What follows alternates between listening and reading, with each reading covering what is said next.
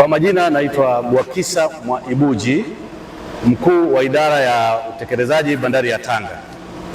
Kama unavyojua, bandari ya Tanga ndio bandari kongwe ukanda huu wa Afrika Mashariki. Bandari hii ilianza miaka ya 1880. Kwanza ilikuwa inaitwa Marine Jet. Toka wakati huo hii bandari ilikuwa imeendelea kufanyiwa maboresho. Mwaka 1914 lilijengwa gati la kwanza na mkoloni. Mwaka 1954 likajengwa gati la pili.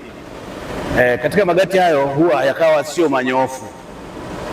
Kwa hiyo tuliendelea kuhudumia huduma za kibandari. Mwaka 2018 serikali ya Jamhuri ya Muungano wa Tanzania iliamua kuwekeza hela nyingi kwa ajili ya maboresho makubwa ya bandari ya Tanga. Mradi huu wa bandari ya Tanga ulifanywa awamu mbili. Kulikuwa na kuchimba kina cha kuingilia meli na kugeuzia meli na kupaki meli.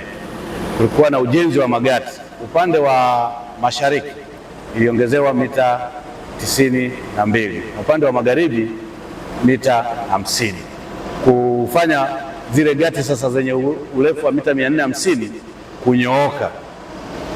Baada ya maboresho hayo au kabla ya maboresho hayo, tulikuwa tunafanyia kazi nangani, tunaita stream operation, ambako ndio tulikuwa tunaenda kufata mizigo kule kwenye meli kubwa ambazo zilikuwa zinapaki kule. Tulikuwa tunaenda na matishari, tunapakua, tunaweka kwenye matishari yanavutwa tena tunakuja kupakua hapa. Kwa hiyo tulikuwa tunafanya double handling, tunaita double handling kwa sababu unatoa kwenye meli kuweka kwenye matishari unavutwa, unakuja hapo, unakuja kushusha gatini. Kwa hiyo gharama za uendeshaji zikawa ziko kubwa sana. Baada ya maboresho sasa meli zimeanza kugati kuja sasa hapa gatini. Tunapokea meli kubwa ambazo zinabeba mizigo mchanganyiko, mizigo ammonium, mizigo sulfur, ambayo kwa mfano ammonium na sulfur mara nyingi tulikuwa hatuipati kabla ya maboresho. Lakini baada ya maboresho sasa kuna mwitikio mkubwa wa bidhaa hizo. Kwa sasa hivi kuna mwitikio mkubwa sana wa wateja na meli.